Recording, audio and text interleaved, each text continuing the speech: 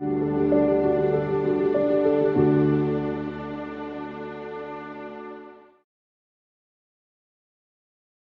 and gentlemen, welcome to Chatham House. Fantastic to have you with us this afternoon. For those of us in London, London weather has finally arrived. Miserable, grey and rainy. I suspect it's not like that in Stanford, General, if that's where you are. I know that's where you're affiliated, but you'll tell us in a minute if that's actually where you are physically. But let me just say first few words of formal welcome, if I may. To this next in our Centenary lecture series. As all of our members who are joining us today know, we have been, through the course of this year, inviting some of our speakers to our members' events to share with us their thoughts at a, if I may say, a kind of strategic level, as would befit the centenary of Chatham House, founded in 1920 in the shadow of a great war and, ironically, in the shadow of a great pandemic.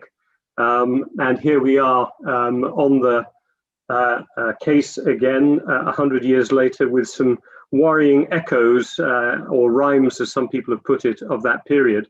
And we've been fortunate to have some great speakers join us over the course of the year, specifically under this centenary lecture moniker. And with that in mind, delighted to have General HR McMaster with us to share his thoughts on, I think, a very, very important big topic, unalienable rights and the democratic world's competitive advantages. And I'm glad, General, that you'll be sharing with us your thoughts about the competitive advantages of liberal democracies at a time when they're coming in for such a beating in many cases and in many parts of the world and the press, if I could say as well. Before I introduce General McMaster properly, let me just remind you all that this meeting is, as you would expect, on the record. It is being recorded as well. You can tweet off it, obviously, use the hashtag #CHEvents as you've done in the past. When it comes to questions, and we will definitely want to have your comments and thoughts, please use the Q&A option in the middle. Do not use the chat option for that purpose. Put your questions in the Q&A. We will turn to you to ask those questions yourselves. If you would rather not, let us know there, and I'm happy to ask the question on your behalf. What we will also have is a little innovation afterwards for those of you who wish. There will be a LinkedIn conversation that a couple of my colleagues at Chatham House will convene amongst you, the members. I did let General McMaster know that he was not expected to be at that call afterwards when I say that conversation, but it's really a chance for you who would like to compare notes on what you heard in a curated conversation amongst our members. So there will be a link provided in the chat line for you to go to at the end of this session if you would like to. What I would like to do, obviously, now is introduce General McMaster properly. As I mentioned, he is a senior fellow now of the Hoover Institution at Stanford University, a great center of thinking. I think it's been thought of as a center of, how would I call it? I'm going to call it pragmatic conservative thinking on the West Coast, which is sometimes not what the West Coast is always associated with.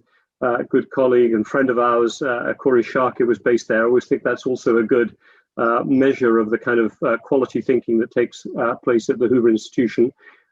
He was obviously, I think, probably known to many people on this call, National Security Advisor to the President between 2017 and 2018, but drew obviously the bulk of his career experience from his time in the US Army, where he retired as a lieutenant general. I will not call it a lieutenant general, a general, as we might do here in the United Kingdom as lieutenant general, but also as many of the top cadre of American serving military officers has been. Somebody who is a thinker as well as a commander. Got his PhD in military history, author of a number of books, most recently, very recently, just actually in September, as I was checking with General McMaster a minute ago, of Battlegrounds, The Fight to Defend the Free World, which came out literally 2 months ago. He, as I said, applied some of that intellectual part of his thinking as commanding general of the Maneuver Center for Excellence at Fort Benning. He oversaw all training and military education, but he was also a warfighting and a wartime commander in Afghanistan, in Iraq, and also back in Operation Desert Storm. So as we've often found over the course of American history, leading political appointees, presidents, vice presidents have been able to draw on the experience of military officers who've had that experience in the field, but also the time to be able to think, which is something that, in my experience in my days at CSIS as well, has always been one of the big advantages that the US military has nurtured amongst its most senior officers. So with that introduction, we really look forward, General, to your thoughts on this big topic, which especially in the wake of COVID, or in the midst, I should say, probably still, of COVID pandemic is particularly relevant. Over to you, General. We'll look forward to some opening remarks in the context of this lecture, and then you and I can go backwards and forwards on a couple of points, and we will draw you, our members, into the conversation, and we'll finish pretty much on the hour. We might drift 5 or 10 minutes over if the conversation is as rich as I know it will be. Over to you, General. Well, Robin, thank you so much. Thanks for your kind hospitality and the privilege of being at Chatham House to help celebrate the centenary of a great organization. And I'm sure that in your second century, you will continue to host the meaningful discussions and to conduct important scholarship to help build a better future for generations to come. So a real privilege to be with you. And so what I'd like to talk about today is what I think is going to be the defining competition of this second century of Chatham House. And I think it's a competition between closed authoritarian systems and free and open societies. And as you mentioned at the outset, Robin, at the moment, free and open societies appear at a position of disadvantage. I think in large measure because of the crises we've been in this year, crises associated with a pandemic, the mishandling of that pandemic in many of our free and open democratic societies, a recession associated with it in the United States, of course, the social divisions and racial divisions laid bare by George Floyd's murder and the aftermath of that murder, concerns about inequality of opportunity and unequal treatment under the law. And then you may have noticed a vitriolic partisan political season here with the presidential election that we're still in the midst of. But I think also that we appear to be at a disadvantage in our free and open societies because the United States, European countries, Japan, Australia, and others were, I think, for much of the past 2 decades, absent from critical arenas of competition. That absence was due to what we might call strategic narcissism, what I define in battlegrounds as an American and European tendency in particular since the end of the Cold War to define problems as one might like them to be and indulge in the conceit that others have no aspirations or agency of their own, except maybe in response to our actions and policies and initiatives. And strategic narcissism, I believe, led some to conclude that an arc of history had guaranteed the primacy of our free and open societies over authoritarian and closed systems. The expansion of liberal democracy was inevitable. Some also assumed that old features of geopolitics and international relations had become passé. Global governance and a great power condominium had displaced great power competition. A corollary to those assumptions was that China, having been welcomed into the international order, would play by the rules, and as it prospered, would liberalize its economy and its form of governance. Overcoming this self-referential view of the world requires an emphasis on what the historian Zachary Shore calls strategic empathy. Strategic empathy attends to the ideology, aspirations, and emotions that drive and constrain competitors. Empathy fosters a higher degree of competence because understanding the other exposes unrealistic, often implicit assumptions that underpin policies, flawed policies, and it also helps us reveal and expose dangerous cognitive traps, such as optimism bias and confirmation bias. The assumptions about the post-Cold War world turned out to be false. In this century, a new great power competition has emerged, and the actions of the Chinese Communist Party today are driven, I believe, by a combination of fear and aspiration. And these actions have revealed to the world that it is the greatest threat to achieving the positive vision that Chatham House has developed under your second century goals of sustainable and economic growth and peaceful and thriving societies and accountable and inclusive governance. Chinese Communist Party leaders continue to speak the language of cooperation and global governance while conducting one of the greatest peacetime buildups in history, suppressing freedom at home, exporting an authoritarian mercantilist model, and subverting international organizations. Chairman Xi Jinping pledges carbon neutrality by 2060, while China builds 50 to 70 coal-fired plants globally a year.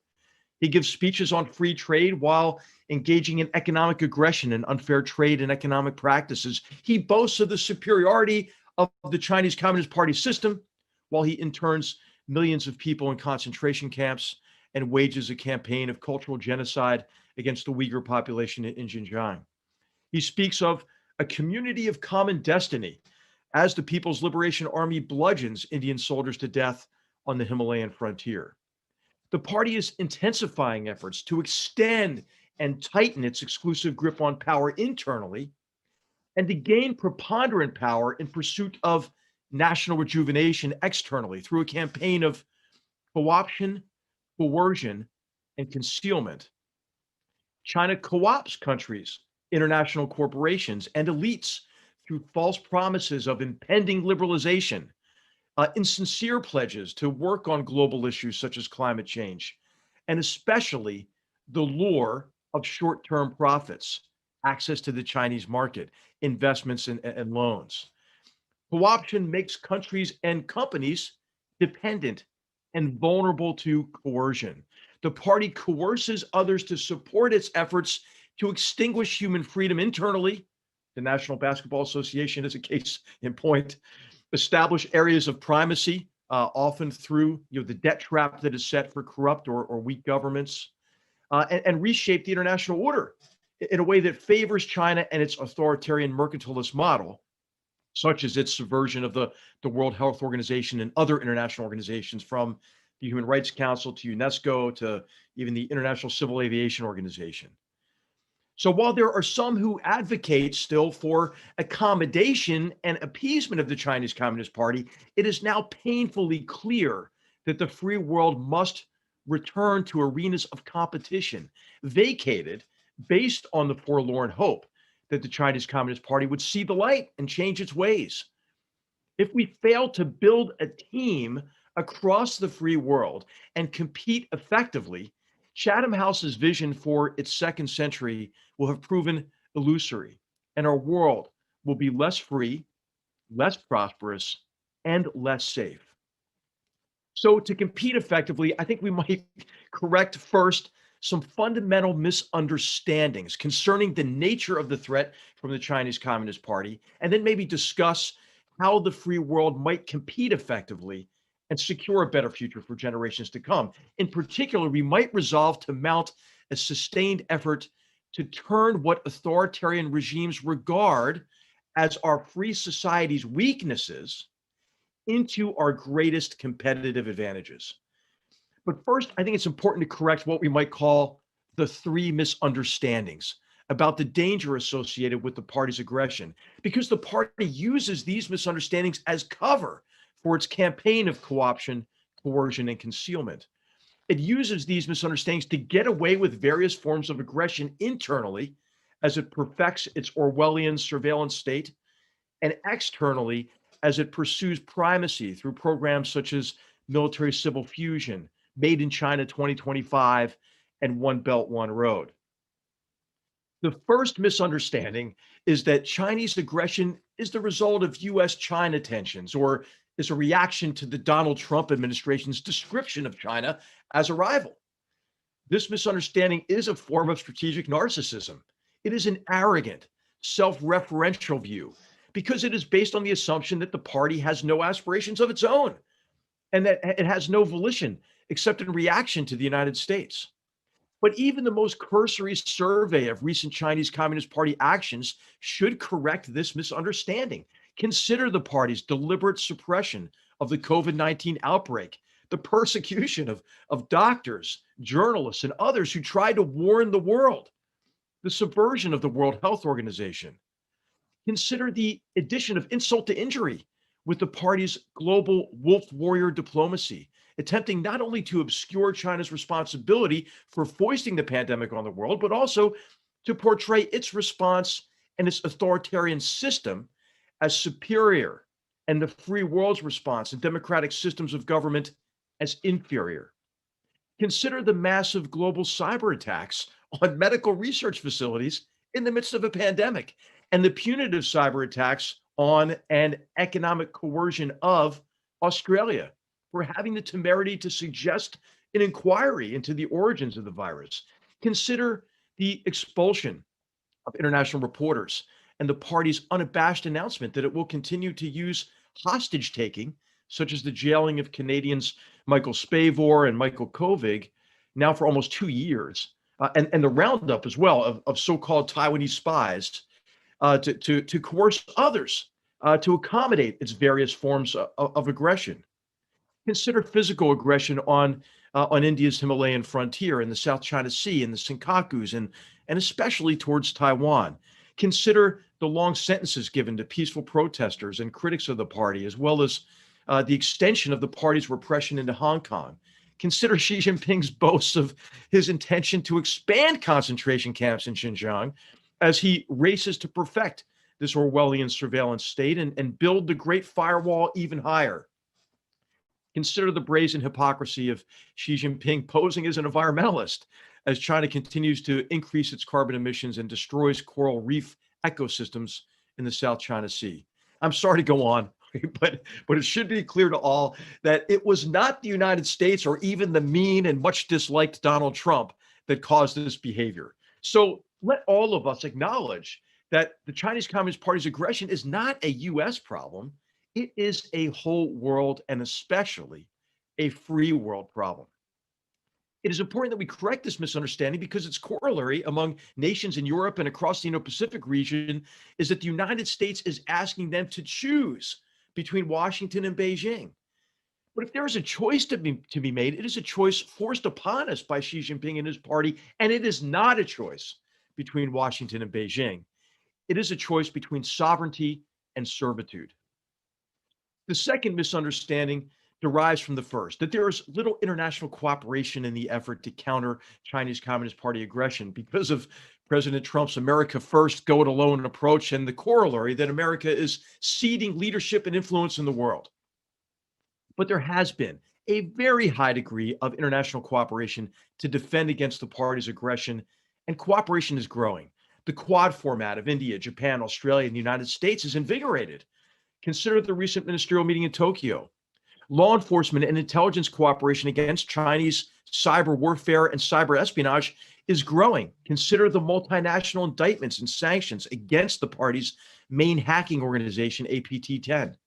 Economic cooperation is growing. Consider efforts to establish international standards for infrastructure investment, to counter the CCP's concessional financial efforts, or to bring complaints concerning Chinese economic aggression to the World Trade Organization.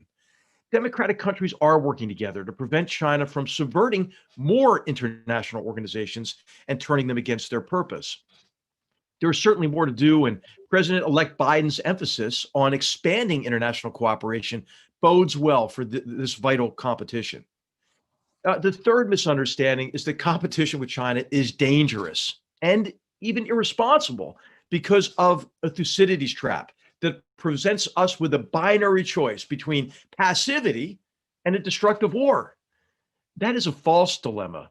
And I would argue that passivity in connection with Chinese Communist Party aggression in the South China Sea and elsewhere had put us on a path to conflict. Had we remained complacent under the strategy of engagement and cooperation, China would likely have become even more aggressive. Transparent competition can prevent unnecessary escalation and enable rather than foreclose on cooperation with China.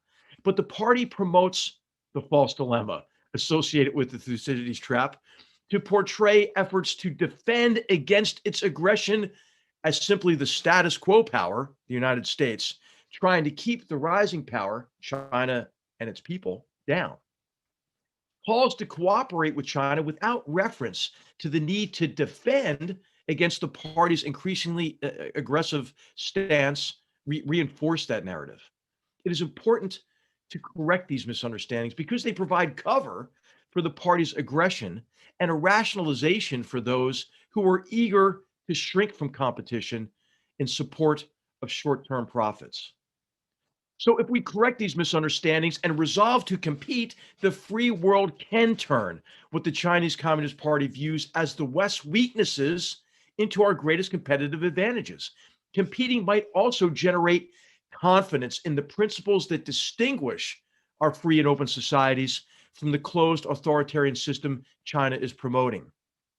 The free world has competitive advantage in what we regard as unalienable rights: freedom of expression, of assembly, and of the press, freedom of religion, and freedom from persecution based on religion, race, gender, or sexual orientation, the freedom to prosper in our free market economic system, rule of law and the protections it affords to life and liberty, and democratic governance that recognizes that government serves the people rather than the other way around. The Chinese Communist Party views freedom of expression as a weakness to be suppressed at home and exploited abroad. We can strengthen freedom of expression in our democratic societies as a way of turning that perceived weakness into strength. In particular, we should protect the experiences, I think, of Chinese students who attend our universities, protect them from the coercive power of the party that tries to reach into our democratic and free and open societies and stifle the freedoms that they ought to enjoy on our college campuses and in our societies. Freedom of expression and freedom of the press also play a key role in promoting good governance and have inoculated many countries from the bad deals under One Belt, One Road. As with freedom of expression, the Chinese Communist Party views tolerance of diversity as a threat. It is in this area that nations across the free world might draw a strong contrast. Although some might see expanded immigration from an authoritarian state as a danger, I think that the United States, the United Kingdom, and other free and open societies should consider issuing many more visas and providing paths to citizenship for more Chinese, especially those who have been oppressed at home. I recall George H.W. Bush's policy after the Tiananmen Square massacre, where he gave any U.S. student, Chinese student in the United States, a green card, and so many of them took him up on that, 58,000 to be exact, or be around 58,000, and many of whom became our greatest citizens, our greatest entrepreneurs. So the Chinese Communist Party views its centralized statist economic system as bestowing advantages, especially in the ability to successfully coordinate efforts across government, business, academia, and the military. And this is why our free market economies need to demonstrate the competitive advantages of decentralization and unconstrained entrepreneurialism while defending ourselves from Chinese predation. Here, the private sector plays an immensely important role, and we could talk maybe more about this, but we ought to first maybe aim to not do any harm economically, and to aid and abet the Chinese Communist Party's efforts to steal technologies, to transfer dual-use technologies, and to gain a competitive advantage, an unfair advantage in the emerging data-driven global economy, as well as militarily. So there's much to do to prevent China from exploiting our free and open economic system to its advantage. I think defensive measures are important but inadequate.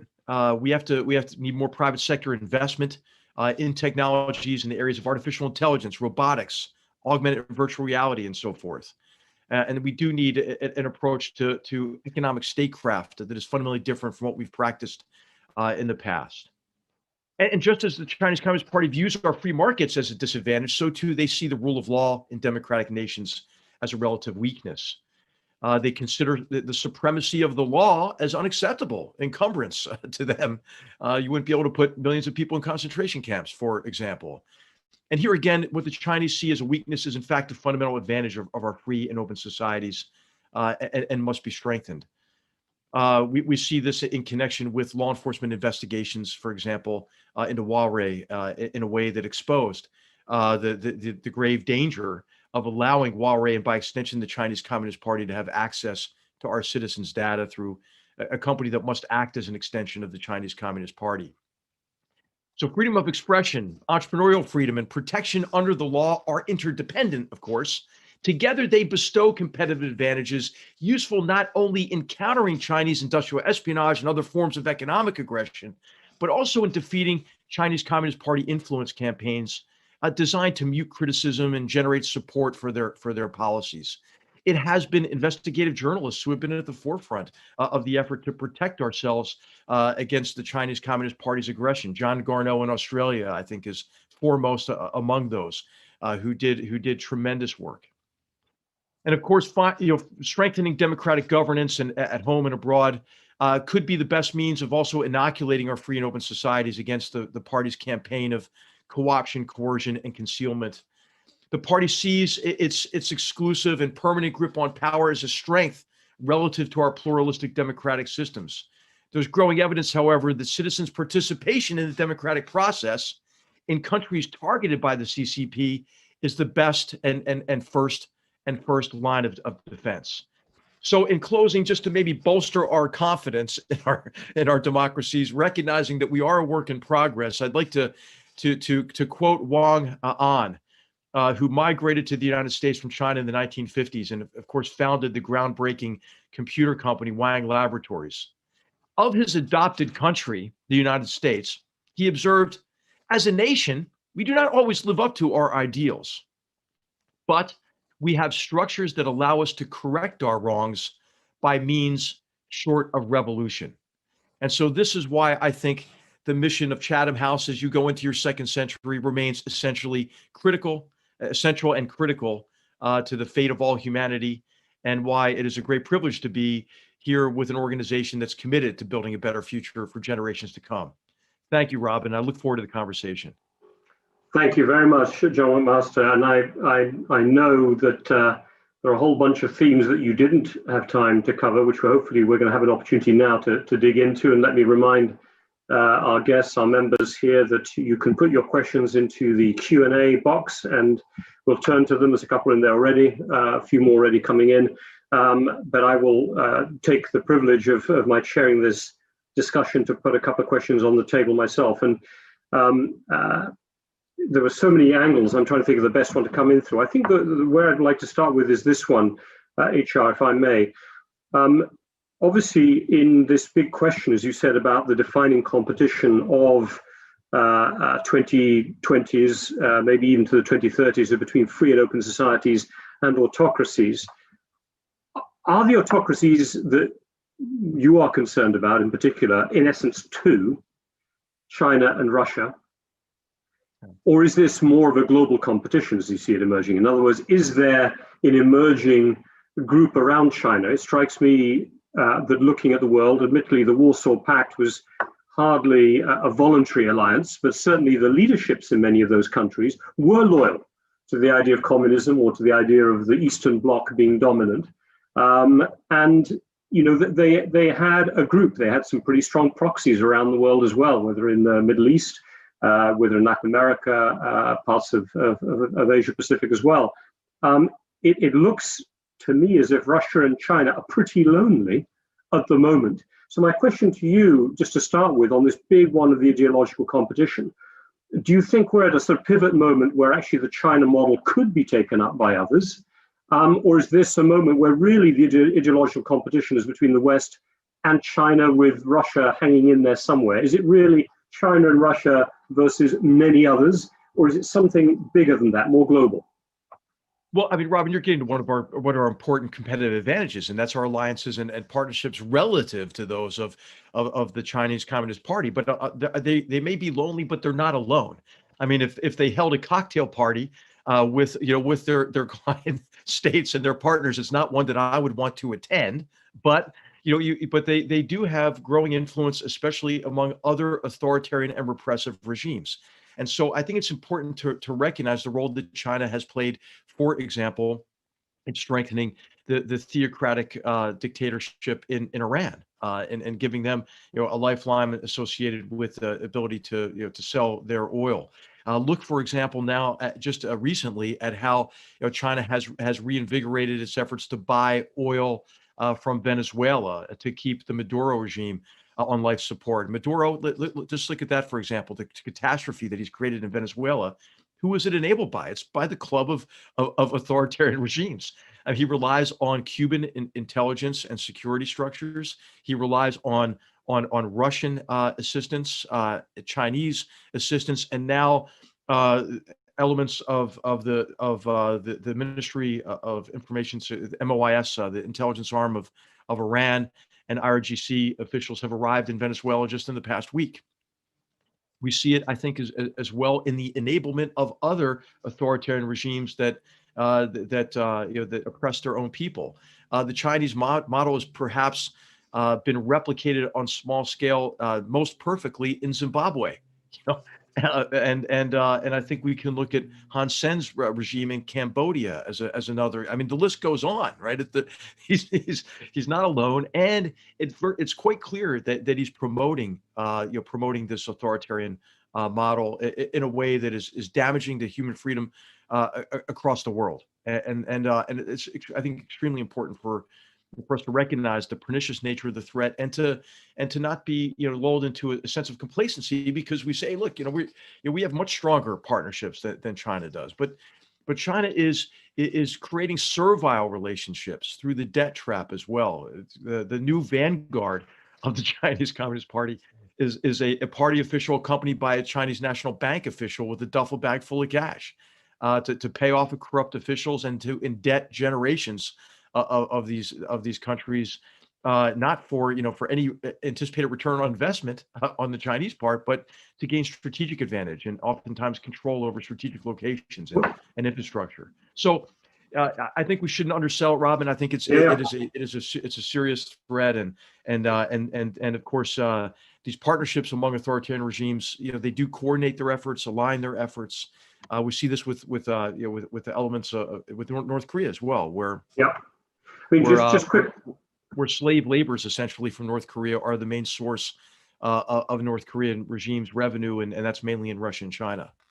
When I look at that list that you were giving, and it is obviously a biggish list, as you said, and a true list. It's hardly a list to be proud of in terms of success. Iran, Venezuela, Zimbabwe, North Korea, even Cuba, I suppose, in that sense. And I suppose one could have said the same was the case of the Warsaw Pact, in terms of that wasn't one of the most successful lists of countries either. Are you worried, however, that some of the attraction seems to drift over to countries that should technically be seen to be part of the West, of the democratic camp that you were notifying, that you were signaling? Let me just throw a few out there and get your reaction to this. We have in Europe quite a bit of discomfort in parts of the European Union with the, I think it's now 19+1 arrangement, where China has struck up an infrastructure investment partnership with a number of countries, principally across Central Eastern Europe, who are willing to engage in a more forward-leaning, should we say, at least economic partnership with China. But if we look at the BRICS summits or the Shanghai Cooperation Organization, we're seeing countries like Brazil, India in the mix. I would note that a country like Saudi Arabia has not always been critical of China for obvious reasons, perhaps because of the energy connection. But one thing that seems to unite them is this idea that China, while people might not agree with what it does internally, it stands up for an international system in which countries are sovereign and non-interference in your internal affairs dominates. You can hear it in Bolsonaro, you hear it a bit in Modi, you hear it in others. Do you think there is actually an appeal that's beyond the nefarious aspects that you correctly identified with China? Are there aspects that are perhaps attractive, that are meaning that this linkage isn't just the Zimbabwe's and North Korea's, but actually it seems to be attractive to a group of countries that I imagine you'd be fighting for to be on the liberal democratic camp? What are you concerned about this, or what's your analysis of that attractiveness of the Chinese narrative? Hey, Robin, I think the attractiveness is wearing out, right? because really, I mean, the Chinese definition of sovereignty, and again, this is a great example of of the Chinese Communist Party using our language to create the impression that it's supportive of the sovereignty of citizens within sovereign states, while it creates servile relationships and dependencies that, for example, the president of Uganda has called a new form of of the unequal treaties, right? Or the president of Malaysia, I think, used that term, and or the president of Uganda and has called it a new form of colonialism. So I think there's a recognition that there really is a choice to be made, and the choice is between sovereignty and servitude, and we've seen the reaction to this kind of debt trap that's been set, the indebtedness, and then the coercive power that cedes to the Chinese Communist Party. We've seen where elections still matter, a reaction against that. In Ecuador, for example, after indebting the Ecuadorian people with this massive dam project where there were cracks in the dam as soon as it was finished. The first time it was powered on, it blew out the country's whole power grid. And in exchange, China requires export of all of Ecuador's oil to China at a discount. Right, this is indebting future generations. This was a big part of the election that turned out the regime in Ecuador, and there have been, under rule of law and due process of law, investigations and prosecutions and corrupt officials punished. I mean, there are many examples of this, so I won't go on to specific examples, but I think there's reason for hope in this connection, Robin. There's a recognition, and I think in terms of the multinational formats like BRICS, I think that's fine. Shanghai Cooperation Group. I think it's good to have India and Brazil on the inside. And when we were trying to convince China that it was in its interests to approve UN Security Council resolutions and sanctions on North Korea, we used our relationship with India and Brazil to say, hey, in your next BRICS meeting, how about talking to your counterparts about this problem? Or, I think I'm all for multinational fora that may be helpful in convincing Chinese Communist Party leadership, hey, they can have enough without repressing their own citizens and advancing their interests at our expense. Look, we've got so many questions coming in. I'm going to make sure we start to get to them and maybe weave some of my follow-ups into theirs. Kind of top of the list in terms of liked as well as written is one by Rob May, who asks about the US role in all of this. What can the US do and what could it do differently? And he notes that the impression has been that there's been a very transactional, conditional, punitive approach to American leadership in recent years. It's kind of withdrawn a Pax Americana security architecture is the way it's phrased here. What can the Biden administration do to restore American leadership? And I'm wondering, I thought I was going to maybe hear more, and maybe this is your opportunity to say more, about what America's role is in rebuilding that Western leadership. And does it have to be a leadership role? Or would that be strategic narcissism again of a different kind? So could you say something about what you think America's role would be? What could a Biden administration do differently? Has America been too transactional, punitive, conditional in its approach? Yeah. Well, I mean, I think these are all fair criticisms, but there has been a high degree of international cooperation, as I mentioned. I just gave some examples of it. But I think the overall approach has to be that we have to demonstrate to one another the value of our alliances and our partnerships. And of course, there's been a lot of talk about how much better the transatlantic alliance will be under a Biden administration. But it has to be better than just better mood music or a better atmosphere at the cocktail parties with our diplomats, right? It has to be for a purpose. And I think what's important is to recognize that the skepticism that Donald Trump had about international partnerships, alliances, reflects skepticism among a large portion of the American people. And that skepticism, I think, grew mainly out of portions of our population that were left behind by transitions in the global economy, and therefore became disenchanted about America's role in the world, which it viewed as wasteful, given the fact that they were left behind in these transitions. So I think what the Biden administration can do first and foremost is establish a common agenda, especially with the world's largest economies, and especially in connection with major arenas of competition that are emerging instead of associated with data standards, internet privacy standards, rules that will help maintain, fair, free, reciprocal competition in the emerging global economy. So I think it's alliances and partnerships, but for a purpose. I think also, countering more pernicious threats to our security, those that operate below the threshold of what might elicit a conventional military response. There's a great paper that Chatham House just did on this topic, by the way. And I think that taking on that agenda within NATO, within the transatlantic context, is going to be immensely important as well. So I would just say set the agenda. And the second thing is the American people need to understand better the tremendous value of our alliances and partnerships. We took it for granted. Like I'm an internationalist, right? I was labeled in the Trump administration a globalist, which is a pretty low bar, actually, in the Trump administration. But I think I think we have to not think that it's going to be over, that skepticism, when Donald Trump leaves. Actually, we have to make a better case to the American people about the tremendous value associated with our alliances and partnerships. Hey, none of the problems we're facing, I just mentioned one of them, right, which is the Chinese Communist Party's exportation of its authoritarian mercantilist model. But as we know, none of the problems we're facing today, whether it's health security, whether it's climate change, jihadist terrorism, can be solved unilaterally, right? And so we have to work together, and we have to work together in a purposeful way.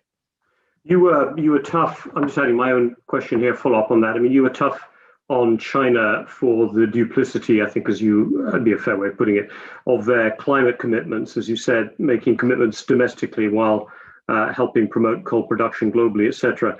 Again, you'd expect this to come maybe from a London angle on this. It's noticeable that the carbon emissions per capita in the US is roughly 16 tons per capita. China currently is 8 per capita. I'd note actually the UK right now is down at 5 tons per capita, which is interesting for various reasons. But again, I get to this point that China seems on the climate agenda to be, while perhaps keeping going on some of its fossil fuel exports and still investing in fossil fuels domestically, it seems to have got the wave of climate change, becoming one of the largest countries in the world of deployed renewable energy. How can America play that line, the leadership line you were just describing, when it seems to be so conflicted domestically about whether to actually play that line in the climate agenda, which takes up so much bandwidth here in Europe in particular? Right. Well, I think there's opportunity here, Robin. I think if you look at the Biden plan for climate change, it's something that I think both political parties in the United States, or significant numbers of people in both parties, can get behind. But I think that we all need to do some work. Okay. Now, hey, I argued to stay in Paris, right? It's one of the wounds I received in the Trump administration, because I just didn't see the benefit of getting out. I mean, these were non-binding commitments, and I think we needed to move to a much different type of agreement, because but in retrospect, and I write about this in Battlegrounds, hey, as I did more research on this, and as I was writing the book, I think Paris is a danger. It's a danger because it makes us feel good about ourselves, and it does nothing to address the problem. The world's greatest polluters, and China is all the trends are in the wrong direction right now. They're in the wrong direction in India, and they're in the wrong direction in developing economies, across Africa and other parts of the world. So what we need, okay, I think what we need on climate is we can't afford any more non-solutions, like the Green New Deal, right? And like the proposed European version of Green New Deal. We need solutions that are economically viable in developing economies. And so I think there are tremendous opportunities here, right? The opportunities are associated with what was the greatest reduction in man-made carbon emissions in history, which was the conversion to natural gas from coal in the United States. I mean, that happened by fracking, right? And cheap natural gas. Well, that can apply globally now as well. And these and other methods of power generation using fossil fuels that are cleaner can be a bridge to renewables. As you mentioned, renewables are getting much more affordable. Many of these renewables bypass the problems associated with energy infrastructure, so it can allow power to get to more people in more rural areas and lift more people out of poverty, give them more economic opportunity. But then also, a big part of the solution is going to be next generation nuclear, Robin. How can you be gravely concerned about climate change and be against next generation nuclear power? That doesn't make sense, right? So I just think, none of these solutions are one off. It's going to be a combination of all of the above. And what's going to be immensely important, I think, is to look at the problems associated, the challenges associated with energy and climate and environment in the context of food and water security as well, because suboptimizing in any one of those areas creates problems in others. India writ large is a case in point. And what I would put on the top of a Biden administration agenda and a European Union agenda and a UK agenda and a Japan agenda is let's all help India succeed, right? Because a small problem in India is a big problem for the world just because of scale, right? And if India can succeed in overcoming the challenges that the world's largest democracy faces in these areas, it can be a model for the world, and it can be readily adopted by other countries, including China. So I think there's an opportunity there potentially with India. Thank you. And again, playing the European card here, I'd say that the reason there's such a big debate across European governments, including, as you know, in Germany, on the future role of nuclear power is not its potential commitment to climate targets, but I think the two great fears are waste, nuclear waste, that there's still no idea what to do with it, and proliferation. Absolutely. But especially if it ends up in developing countries, if that's the solution that's taken out, yeah. That's right. If we're not doing it, right, if we're not building a next generation nuclear reactor in Saudi Arabia, China's going to do it. And how's that going to be for the non-proliferation regime? So, hey, and also these new reactors, as you probably know, I mean, they can be assembled in 3 years. They use nuclear waste, many of them, and the waste that they generate is hundreds of years in terms of the half-life and the danger, instead of thousands of years. And so, I mean, I think, right. No, that's important. And there are other sources as well, right? I mean, there's all kinds of emerging technologies associated with renewables, but that we ought to pursue also. But anyway, I think good stuff. We've got the questions pouring in at the moment, so I'm going to try and do my very best, even blending a couple together. I think one of the very important parts of your remarks was you noted this isn't about governments, or not about governments alone. You mentioned the private sector, you mentioned academia. I think in there, probably rolled in would be civil society. Got a couple of questions really about, I think which may be linked. One from you and Grant. Which organizations in the West do you think that are really joining up the dots about the impacts of Russia and China having in Western societies? And another question from William Crawley about the role of investigative journalism, and whether you see that aspect of civil society, and how much do you refer to it in your book in Battlegrounds, about the importance of these non-state actors in strengthening the liberal democratic card. Could you just say a word or two about that? Yeah. So first of all, I think obviously the role of investigative journalism has been foundational to countering the party's aggression. I do cover it pretty extensively in a book that covers so much, but pretty extensively in Battlegrounds, and see it as part of the solution. I mentioned John Garneau's work in Australia, but others who have been able to penetrate, the repress and expose the repressive actions of the Chinese Communist Party are immensely important for those actions abroad, but also internal to China. And Robin, I'm sorry, but the first part of the question, I thought I had it, but what was the first? The first part of it was which countries are joining up the dots, or which organizations are joining up the dots, understanding what the Russia-China impact is outside government. Right. So, I think all think tanks in the United States have taken this on now, right? There's been this, we made a concerted effort to highlight the nature of this competition, return of great power competition in the December 2017 national security strategy. That was reflected in our strategies across the U.S. government, and that bled over into think tanks. I'm biased, but in an organization that also celebrated centenary here, the Hoover Institution, an institution that was founded to preserve peace and to promote ideas that define a free society. I think we're doing some very important work here on the competition between authoritarian closed systems and our free and open societies.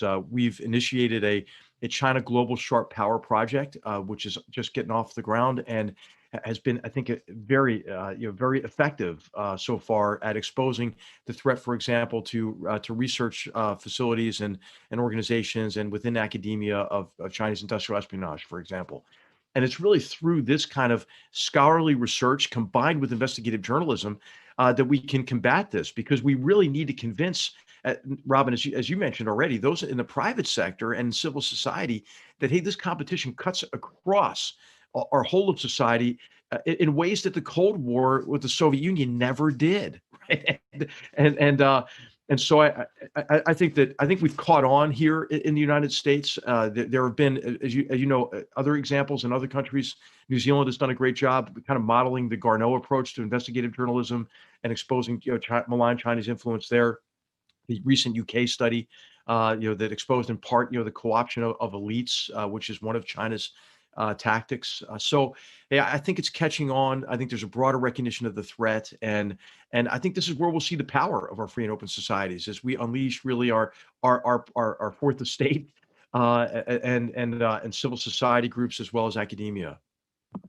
I'm just going to keep rolling forward because there's so many good points here. Luke Simpson, I think, asks a very interesting question that says here, it strikes me that Western societies are losing faith in many of the freedoms that you have described as our strength. And he talks in particular about the young becoming disillusioned with economic liberalism, Black and other minority ethnic groups feeling that individualism has bolstered oppression. You mentioned freedom of expression. I think of the amount of disinformation that's out there, and the way that young people are just losing faith in the very agents and pillars of free and open societies. How could we get our own house in order, asks Luke Simpson, and I'm asking too. What's your sense of this? That we may lose the next young generation, not be as committed to the institutions that you described here. I agree. What a important insight. I wrote about this in the conclusion of Battlegrounds, and it's been very much on my mind. So the book has been largely about strategic competence, improving our ability to compete. But at the end, I argue that we need to restore our confidence, our confidence in who we are, our confidence in our democratic principles and institutions and processes, and in our common identities, right? Our common identities as Americans, for me, but then also our common identity of those who value our free and open democratic societies and principles and institutions. And I quote Richard Rorty in that chapter, and he made the observation that pride is to nations as self-respect is to individuals, a necessary component of self-improvement. And I think that we have to be consciously restore our pride in who we are, right? So look at the interpretation of the U.S. election that we just had, right? You'd think democracy is over, man. I was hosted by my friend Fareed Zakaria, and the lead into his program compared America to Weimar Germany. I was like, what? How are you? Come on now, right? I mean, look at the facts. I mean, the unprecedented numbers of Americans voted. Okay, we're divided. All right. If we weren't divided, we'd be a one-party system, and that doesn't look too good to me. It's something to emulate. There was this idea that we would identify, by race and therefore by political party. But large numbers of minorities voted for both parties, right? And so, we had this contested election. We had a president who seemed determined to reduce our confidence in our democratic process and our vote.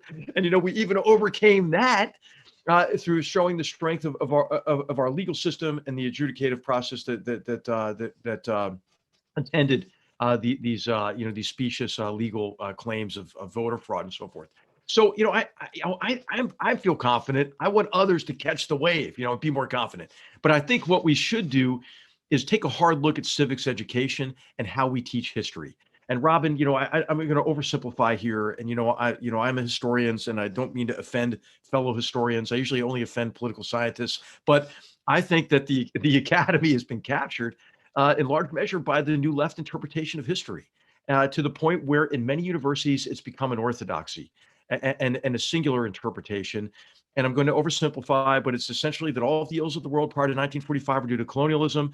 All of the ills of the world after 1945 are due to capitalist imperialism. And so there's a tendency to teach our young people that, hey, we're the problem. Now, and therefore we need to have a more humble approach to the world, without recognizing that this interpretation of history is profoundly arrogant, because it doesn't give others any kind of degree of agency or authorship over their own fates. And so I think that we need to restore our confidence in America in the principles of our revolution, right? That sovereignty lies neither with king nor parliament, but with the people. The idea of an unalienable rights in our Declaration of Independence and in our Bill of Rights. But of course, not based this on a contrived happy view of history, to recognize that we didn't remove the greatest blight on our history until almost 100 years after the revolution. And that, of course, is slavery. But we did emancipate 4 million of our fellow Americans in our most destructive war in history. And of course, we have disappointments of Reconstruction. And so I could go on about it, right? But I think we should recognize the flaws in our democracies, but have more confidence, right, and pride in who we are. We do as that's why I quoted I quoted Mr. Wong at the end. At the end, he said, "Hey, we have a say in how we're governed. Let's celebrate that." And Robin, you mentioned this as well. I'm sorry to go on about this, but the information environment is very important in this connection. I think we're being driven further and further apart from each other in large measure because of a lack of authoritative sources of information. In the United States now, if you lean one way politically, you watch one cable news station. If you lean the other way, you watch one of two others. Social media, based on the algorithms designed to make more profit, I write about this in Battlegrounds. People know this now, obviously.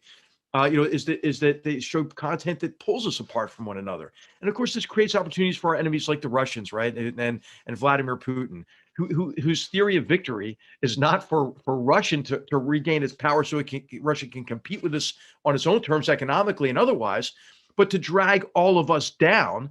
So Vladimir Putin is the last man standing in Europe. So I think that we have to be cognizant of that, make ourselves better. And come together. The argument I make in the book is that we need Chatham House, as you do routinely, and others, to bring people together for meaningful, respectful, civil discussions of the problems that we're facing, and to try to begin with what we can agree on at the outset of these conversations, because we can get a lot done if we just do that. And then we can talk about what we disagree on. But I think we all have a role in bringing our citizens together and reversing this polarization that is quite evident, I think, in the United States and in Europe. We're coming close to the hour. I warned General McMaster we might go 5 minutes over. If you're comfortable, if you've got the time, General, maybe we could just take an extra 5 minutes. Hopefully people can bear with us because there's so many good questions. I'd like to try and get a few more of them. I apologize for not being able to get to all of them. I just wanted to mention one here from Camille Saleh, which was an interesting question. Do you think America First has actually emboldened authoritarianism?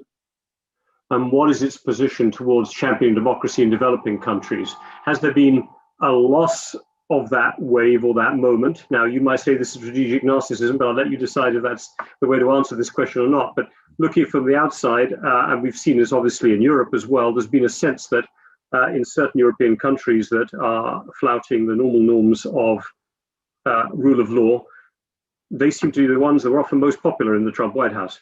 So to what extent do you think, not just in Europe, but in other parts of the world, authoritarians are starting 2021 feeling more emboldened than they did maybe in 2017 or 16? Yeah. I think there's a case to be made for that. I think it's, the term America First, I mean, it was an own goal in many ways, right? Because it was reminiscent of American isolationism. Some would even say, Nazi sympathizers in the 1930s, right? But it reflected, I think, a frustration today that is in some ways analogous to the Great Depression era in the United States. Doubts about people's economic future, concerns about inequality of opportunity. Those tend to also breed skepticism about international engagement, right? And a loss of confidence, confidence in our free market economic system, in our democratic principles and institutions. So, I mean, we ought to take this seriously, and I think that, we ought to go back to America, as kind of the city on the hill, right? It's not our job to go around the world and to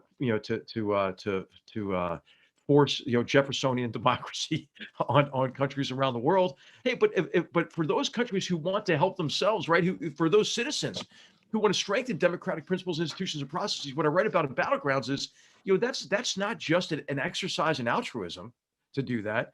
It's the best way of advancing our interests, especially when we're faced with authoritarian regimes that are promoting their model, right? So I think that, again, communicating that to the American people and to others, under America First and sort of this whatever economic nationalism, whatever that is. I mean, there were some foot shots in implementation of the competitive approach to China, right? So, for example, I never saw how steel and aluminum tariffs on our allies help get to Chinese over capacity, overproduction, and dumping, right? I mean, okay. So, I mean, there are some Exactly. wrongs to be corrected, but I think overall we ought to be confident in the approach that we need to take together across the free world, right? So let me see. Thank you very much. Let me see. I'm sorry to be rushing you down the end. I'm conscious of your time as much as ours.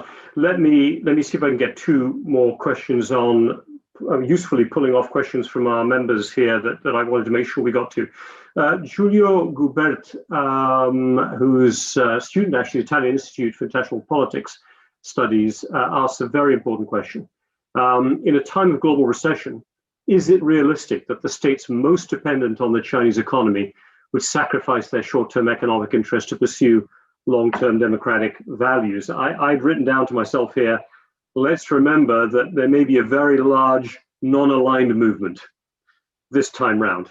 And the regional comprehensive economic partnership signing that brought China with Australia and Japan and South Korea, nominally ASEAN allies, all together economically, seems to be the example of Giulio Gubert's question. What are we going to do about this economic interest versus strategic ideological competition? Well, I think we just countries should act in their interests, right? In the interests of their citizens. And a complete decoupling from the Chinese economy is unrealistic. But I think there ought to be sort of almost an economic Hippocratic oath, right? Like, don't do any harm.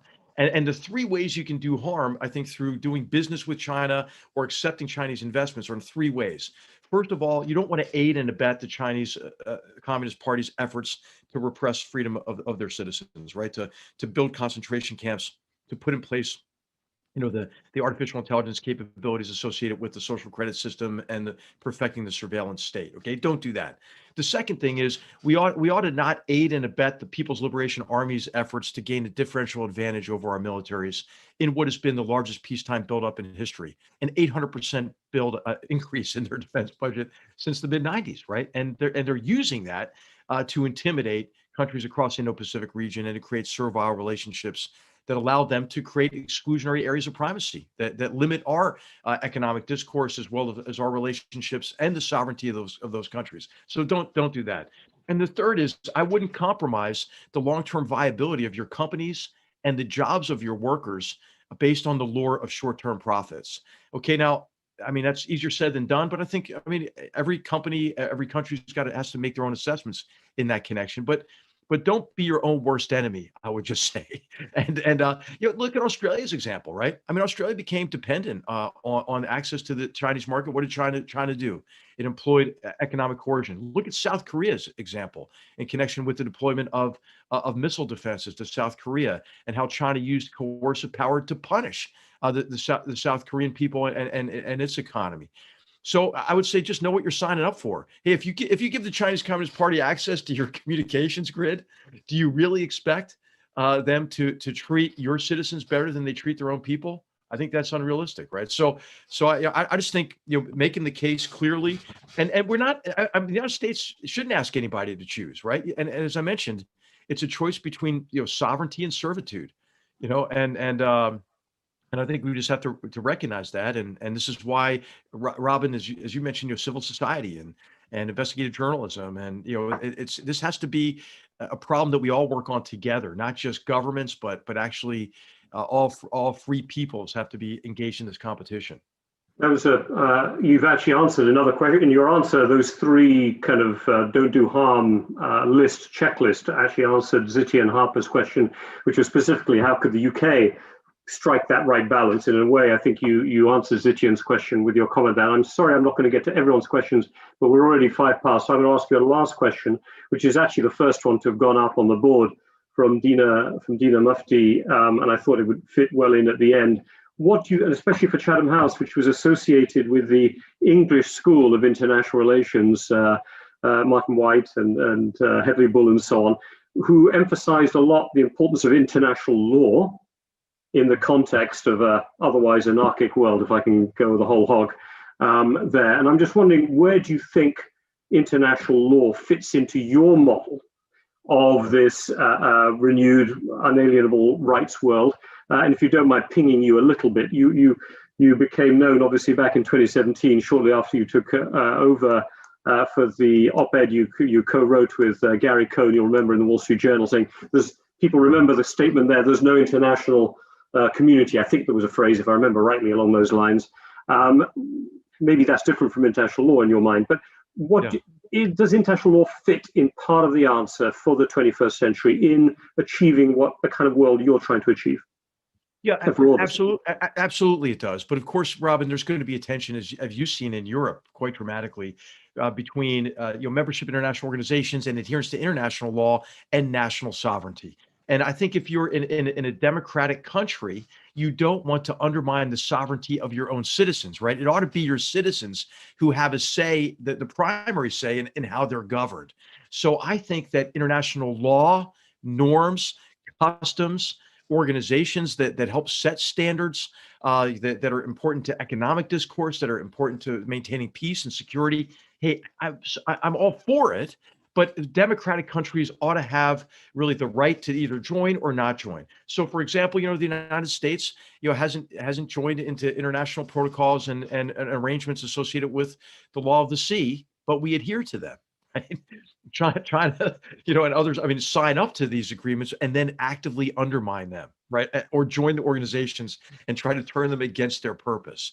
So I think really we ought to focus on what is the effect we want to achieve, in terms of a better future for generations to come, in terms of prosperity, and the mission of Chatham House. How do you achieve the mission of Chatham House and use international law and international organizations as appropriate to do it? And just, Robin, quickly, what I want to say is, it was in the heady days of the 1990s when terms like global governance really gained wide acceptance. And I'm sorry, but it's self-delusional. China and Russia are not waiting around, to be led by us in certain directions, right? They're competing actively against us. So I think acknowledging that fact is very important, right? To protecting our free and open societies and our free market economic systems, from those who want to do harm to us and to our future. And so that's not to mean that it shouldn't be, something to strive for. But we can't base our strategies and our policies on aspirations, right? We have to base it on reality.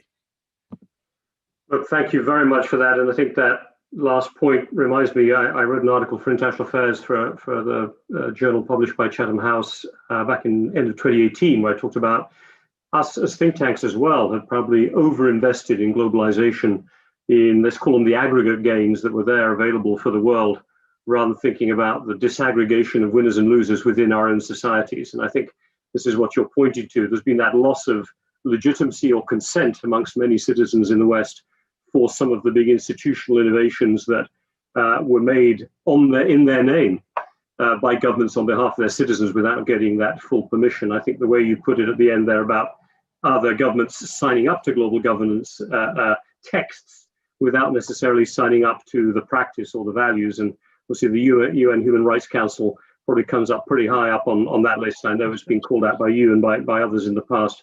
What I would say is here, apologies to our members whose questions I did not get to. As you could see, General McMaster, we had a huge number coming in to your provoked and stimulated by your remarks. Thank you for taking so many of them and compressing so much good stuff into so little time.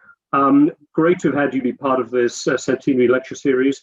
Thanks for asking the big questions. Thank you for situating, if I may say, on our behalf, Chatham House inside that conversation. We feel an obligation, I might say, even a commitment to try to do the right thing at this very important time in history. And we really appreciate the way that you've shared your thoughts and your ideas about the best steps to take forward on this road. Let me remind our members, there's a LinkedIn conversation for those of you who didn't have a chance maybe to get your question answered or want to pick up on some of the points that General McMaster raised. Head in there and some of my colleagues will be moderating that conversation. But in the meantime, I know we can't stand up and can't do any applause, if you see what I'm saying, directly, well, from our rooms that you can hear. But thank you very much, HR, for joining us. Look forward to keeping in touch and to continuing the dialogue with you over the coming years. Thank you very much for sharing your time and your thoughts. Thanks, Robin. Happy anniversary. Thanks so much. All the very best. Thanks. Thank you, folks, for joining us as well. All the best. Bye-bye.